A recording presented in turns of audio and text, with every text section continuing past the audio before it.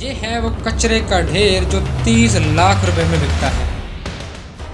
سوال یہ ہے کہ آخر سوزوکی اتنی ناقص اور اتنی مہنگی گاڑیاں پاکستان میں کیسے بیچ لیتی؟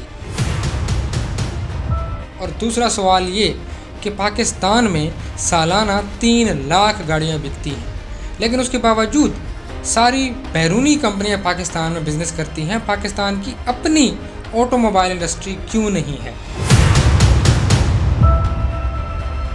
آج کی یہ کہانی ہے اس بھیانک سازش کے متعلق جو پاکستان کی آٹو موبائل انڈسٹری کے خلاف کی گئی۔ کہانی شروع ہوتی ہے 1970 سے۔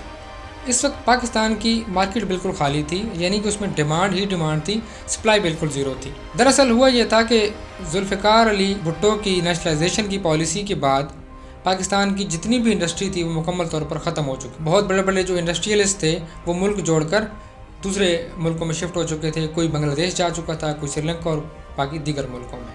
اگر آپ بطور خاص یہ جاننا چاہتے ہیں کہ نیشنلائزیشن کی پالیسی سے پاکستان کی انڈسٹری کو کتنا زیادہ نقصان ہوا تو اس کے لیے الگ ویڈیو اسی چینل کے اوپر موجود ہے، یہاں ہم موضوع کے اوپر بات کرتے ہیں۔ تو نیشنلائزیشن کی پالیسی کے بعد جب پاکستان کی انڈسٹری مکمل طور پر ختم ہو گئی تو اب پاکستان ایک کھلی مارکیٹ تھا پوری دنیا کے لیے، اور دنیا کی ہر کمپنی یہ چاہتی تھی کہ وہ پاکستان کی مارکیٹ میں اپنی پروڈکٹ بیچے۔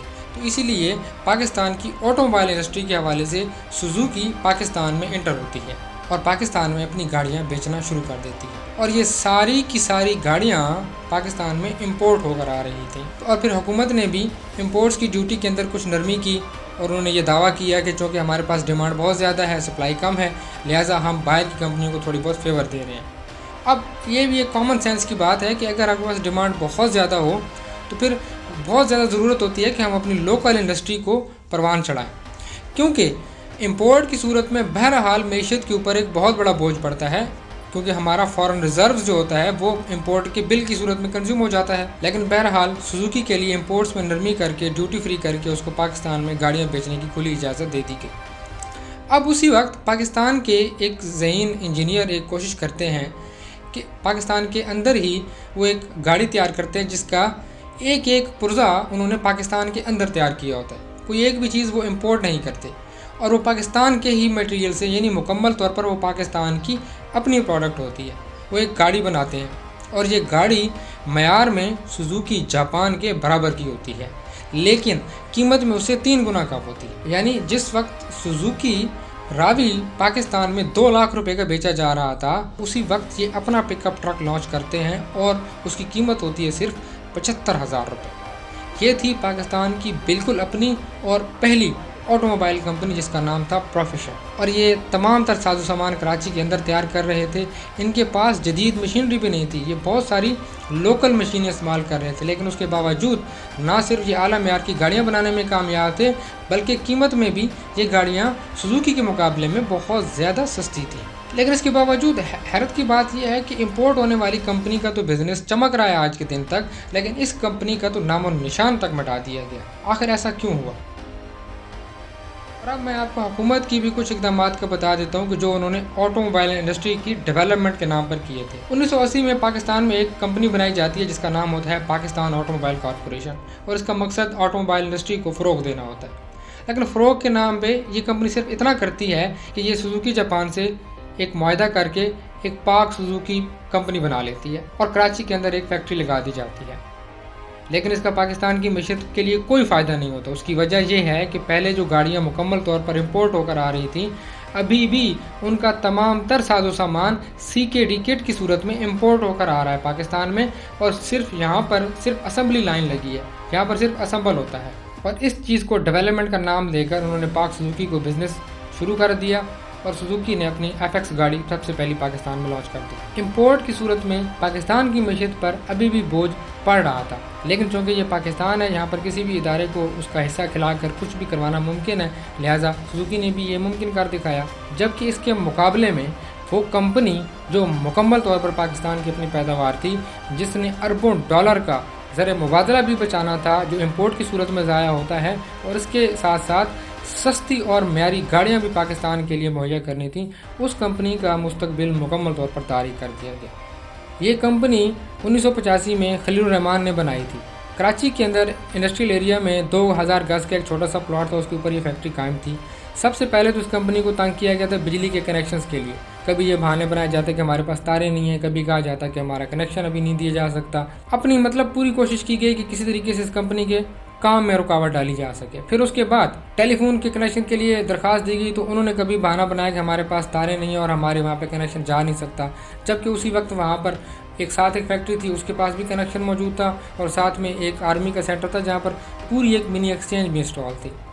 बहरहाल ये बहाने होते हैं हुकूमती इदारों के किसी को तंग करने के लिए, आप सब ये अच्छी तरह से जानते हैं। और इनकी गाड़ियाँ मेयार में बहुत आला थी। ये भी सिर्फ इस कंपनी का दावा नहीं था, बल्कि इंग्लैंड के institute of engineers and technician ने इनकी गाड़ियों को मुकम्मल तौर पर फिट करार दिया था। और इसके अलावा इस फैक्ट्री को वर्ल्ड बैंक की टीम ने भी दौरा इसका किया था और उन्होंने भी इन गाड़ियों को आलमी मयार के मुताबिक करार दिया था।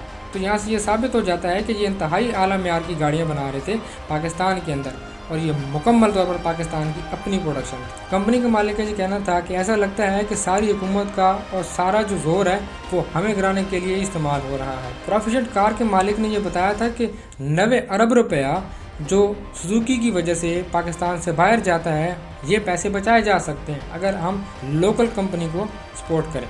और फिर एक अहम बात उन्होंने ये भी की थी कि हम तमाम तरह टैक्स पे करते हैं, हम जो बाज़ार से पुर्जे खरीदते हैं उनके ऊपर भी टैक्स पे करते हैं, सेल टैक्स भी पे करते हैं, उसके बावजूद हम 3 गुना ज़्यादा सस्ती गाड़ियां देने में कामयाब हैं सुजुकी से, जबकि सुजुकी के पास तो हर तरह की इंपोर्ट ड्यूटीज़ में नरमी भी शामिल है। और ये बात बिल्कुल सच है क्योंकि 1980 में FBR ने ये रेगुलेटरी ऑर्डर जारी किया था कि जिसके अंदर गाड़ियों की इंपोर्ट और उनके सामान की इंपोर्ट के ऊपर ड्यूटी 0% कर दी गई। अब इसके बाद ये सिलसिला जारी रहता है, कंपनी को तरह तरह से तंग किया जाता है। एक दफ़ा कराची के एक्साइज ऑफिस से उनको नोटिस भेज दिया जाता है कि आपने सेल टैक्स पे नहीं किया। अब एक तरफ एक कंपनी को जो इंपोर्ट का बोझ भी डाल रही है उसको ड्यूटी फ्री करके सामान लाने की इजाज़त है, और एक कंपनी जो पाकिस्तान के अंदर पाकिस्तान की अपनी प्रोडक्ट बना रही है उसको शो काज नोटिस दिए जा रहे हैं कि आप हमें सेल टैक्स नहीं दे रहे। हालांकि गज़ट ऑफ पाकिस्तान की एक नोटिफिकेशन के मुताबिक ऑटोमोबाइल इंडस्ट्री को उस वक्त सेल टैक्स से एग्जम्पशन दी गई थी, लेकिन वो एग्जम्पशन इस पाकिस्तानी कंपनी के लिए नहीं थी क्योंकि ये इंपोर्ट की सूरत में हुकूमती इदारों को किकबैक्स खिलाने का मौका नहीं दे रही थी।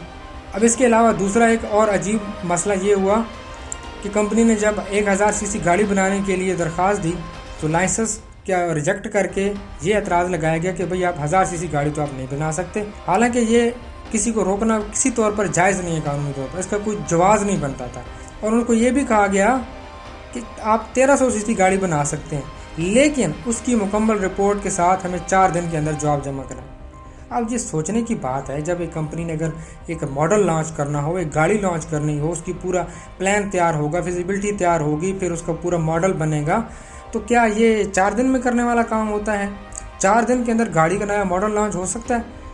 ये कॉमन सेंस की बात है और हर बंदे को समझ आ जाती है कि ऐसा हथकंडा उसी वक्त इस्तेमाल किया जाता है जब आपने ना जानबूझकर अगले बंदे का गला दबाना हो। 4 दिन के अंदर कैसे एक कंपनी नए मॉडल का पूरी रिपोर्ट जमा करा के तो लाइसेंस के लिए दरख्वास्त दे सकती है? और ये कहा गया कि 4 दिन के अंदर अगर आपने जवाब जमा ना करवाया तो हम ये समझेंगे कि आपको लाइसेंस की ज़रूरत नहीं है, लिहाजा आपका ये लाइसेंस भी कैंसिल है और वो भी आपको नहीं मिलेगा। ऐसे हरकतों से वाज़ेह हो जाता है कि ये किसी खास कंपनी की तरफ से पैसे खाकर एक ख़ास एजेंडे के ऊपर ये काम किया जा रहा था कि लोकल इंडस्ट्री को तबाह किया जाए। और उसकी वजह वाज़ेह तौर पर समझ में आती है क्योंकि ये गाड़ियाँ 3 गुना ज़्यादा सस्ती थी, ये मेयार में बहुत ज़्यादा ज़बरदस्त थी। और ये तो हर पाकिस्तानी जानता है कि सुजुकी की गाड़ियाँ इंतहाई नाकिस हैं जो पाकिस्तान में बेचती है। 30 लाख की ऑल्टो बेची जाती है पाकिस्तान में और उसकी बिल्ड क्वालिटी ये है कि खुदा न खास्ता उसे कोई परिंदा भी टच हो जाए तो वो बिल्कुल एक मुरंडे की तरह पिचक जाती है। आप सब लोगों ने आए रोज़ उसके एक्सीडेंट्स की तस्वीर देखी होगी। ज़रा सी कोई हादसा होता है तो ये बिल्कुल एक पिचक जाती है टीन डब्बे की तरह, इसके अंदर जान ही नहीं है बिल्कुल। और फिर ये बात कि ये 30 लाख रुपए में बेची जा रही है इतनी ज़्यादा कीमत में। अब सस्ते दानिश वाले ये कहते पाए जाते हैं कि भाई पाकिस्तान की करेंसी बड़ी डी वैल्यू है और पाकिस्तान के रुपए की वैल्यू नहीं है, इसलिए गाड़ी महंगी है। तो सवाल ये पैदा होता है कि भाई 30 लाख रुपए इतना कम नहीं है। आज 2025 में भी 30 लाख के अंदर 2 कमरे और किचन बाथ का एक मुकम्मल सेट तैयार हो जाता है। लिहाजा ये टीन डब्बा जो 2-4 लाख का मुश्किल से हो सकता है, ये 30 लाख में बेचना ज़रा जुल्म है। और फिर इसके अलावा इंडिया के अंदर ये जो ऑल्टो बेची जाती है उसकी कीमत है 4 लाख रुपए, और वो पाकिस्तान में अगर कन्वर्ट करेंगे तो टोटल बन जाएगा तकरीबन 13 लाख रुपए। तो गोया अगर डायरेक्ट कीमत भी ये बनाई जाए तो वो 13 लाख रुपए बनती है, लेकिन 13 का डबल करें 26 लाख, और 26 लाख से भी ऊपर 30 लाख में पाकिस्तान में बेची जाती है। ये सस्ती दानिशवरी आप सब लोगों ने सुनी होगी कि भाई जी हम करेंसी को एक्सचेंज रेट से ऐसे मुकाबला नहीं कर सकते, जो टैक्स होते हैं तो फलां होता है तो ढमका होता है। तो पहली बात तो ये है कि करेंसी की वैल्यू का एक्सचेंज रेट का मतलब ही ये होता है कि वो वैल्यू बराबर करती है। अगर हमारा रुपया और इंडिया का रुपया बराबर हो तो 1 रुपया इंडिया का 1 रुपया पाकिस्तान का बराबर हो जाएगा। अब अगर पाकिस्तान की वैल्यू 50% कम हो तो इसका मतलब है इंडिया के 1 रुपया पाकिस्तान के 2 रुपये हो जाएंगे, ठीक है। तो इस वक्त एक्सचेंज रेट के मुताबिक जो वैल्यू बनती है ये एग्जैक्ट वैल्यू है, यानी गाड़ी की यही कीमत बनती है। और दूसरी बात ये कि जो टैक्स की बात की जाती है तो इंडिया के अंदर ये कंपनी कोई खैरात, कोई चैरिटी या कोई सदका खैरात के नाम पर तो नहीं दे रही है, वहाँ पर ये बिज़नेस कर रही है, वहाँ पर ये प्रॉफिट कमा रही है, सेल्स टैक्स भी दे रही है, विदहोल्डिंग टैक्स भी दे रही है, तमाम तरह ड्यूटियाँ पे करके टैक्स कमा दे के मुनाफा कमा रही है इसी कीमत में, यानी इंडिया के 4 लाख और पाकिस्तानी सिर्फ 13 लाख रुपए। और फिर ये कि ये पूरी की पूरी ऑटोमोबाइल इंडस्ट्री इंपोर्ट बेस्ड है, और इंपोर्ट बेस में कितना बुरा असर पड़ता है किसी मुल्क के ऊपर, इसका भी मैं आपको थोड़ा सा आइडिया दे देता हूँ।